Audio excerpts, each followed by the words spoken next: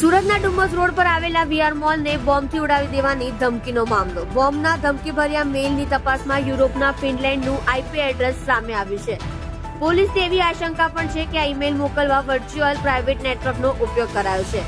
VPN નેટવર્કનો ઉપયોગ ભારતના જ કોઈ રાજ્યમાંથી થયો હોઈ શકે છે, જેથી સાયબર ક્રાઇમની ટીમ ગુપ્ત રાહે તપાસ કરવા રવાના થઈ છે.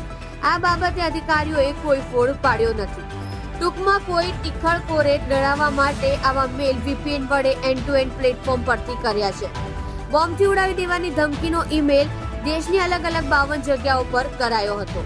હાલમાં સાયબર ક્રાઇમે વીઆર મોલને મળેલા ઈમેલ આધારે તેના IP address, server, email registration સહિતની વિગતો મેળવવા માટે તજવીજ શરૂ કરી છે.